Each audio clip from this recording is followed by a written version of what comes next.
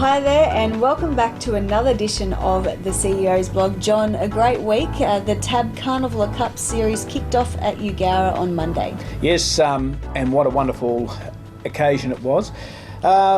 We absolutely noticed how tough people are doing it in the country, but by golly, they can rally around. It was an outstanding race meeting, outstanding. Everyone enjoyed themselves, even though it was hot.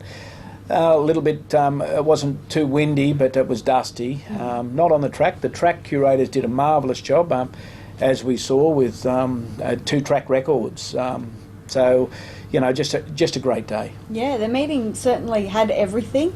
Unfortunately, there was a race fall at the start of the main Canola Cup, and the race was put back. But then, when it was finally run, it was won by 2 horses in a dead heat. Yeah, first time ever a dead heat.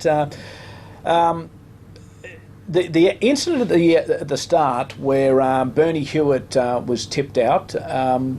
Just a little bit of infraction by the horses.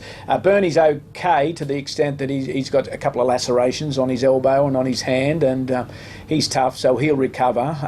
However, it does prompt Harness Racing New South Wales to look at the situation where there's less horses on the front line than the second line, and we certainly will be addressing that. But yes, a dead heat, 2 worthy winners, and yes, we keep going forward. Yeah, so Redbank Cooper and Major Comment were the history makers there.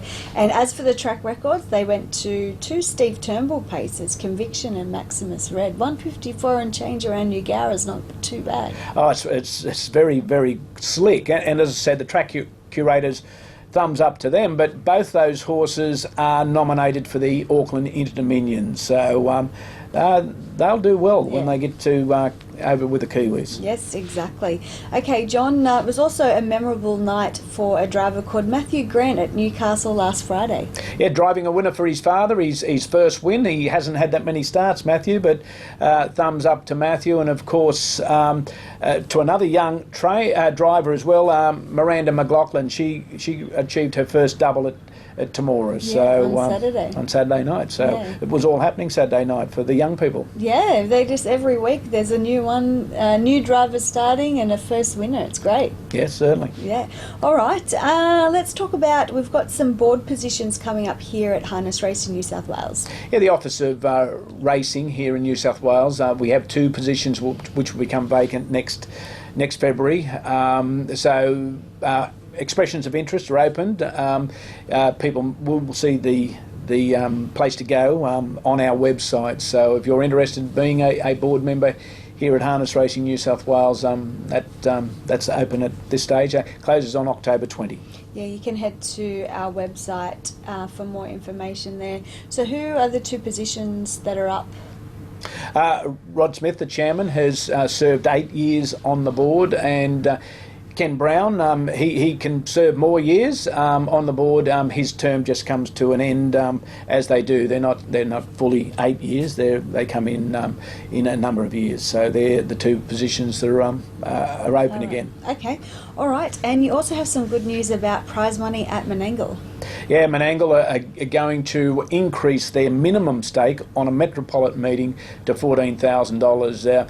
There's a fair bit of collaboration with Harness Racing New South Wales, and what this will actually also do is allow for more races on programs, because as you know, we've already got, or participants know, we've already got the guaranteed mares races that we've introduced. So this will help along with that and provide more opportunities as well. But the $14,000 will be the minimum prize money at Menangle Park on a Saturday night. On a Saturday night. Okay, all right. On that as well, let's talk a bit about programming. There are some regional sessions coming up next week. Yes, and I encourage all participants to take the opportunity to attend these sessions. We start off, of course, in Newcastle on Monday. We then move down to the Riverina, I think on Thursday, I should say. Bathurst on Tuesday, and what have we got in the middle? Menangle on the Wednesday there. So I encourage everyone.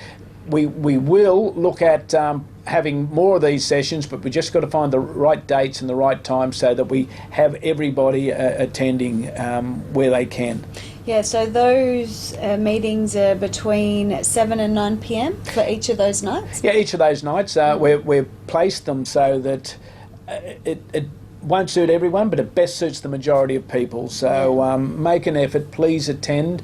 We like to hear what the position is of everybody, and we're compelled really to take the consensus opinion. So go along and have your say, hear where we are with the programming, and it's mainly around programming. The national rating system's been in for 3 months. We promise to go back around and we'll deliver some results that we see, some data, but I can't urge people strongly enough, Amanda, to attend. Okay, so get your comments ready and your questions ready to fire as well.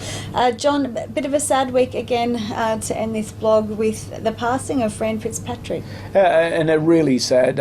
Fran was one of the nicest ladies you would ever meet. Never complained about anything at all, and in recent years she hasn't been in the best health, but you didn't hear Fran complaining about that. She always thought about the other person. To Scott, her son, our deepest condolences. To Paul and Lynn and the boys, Cameron, Gavin and Blake and their families, our condolences to all their friends, all Fran's friends, and she had so many. Our condolences on behalf of Rod Smith, the chairman, and his fellow board members and the entire industry. Fran Fitzpatrick, just a wonderful lady, a beautiful woman, and sadly she's passed. Yeah, no, it is sad. John, anything else for us in this edition of the blog? No, not this week, Amanda, but we will have more next week as usual. All right, I'll look forward to it. Once again, thanks for your time. My pleasure, Amanda.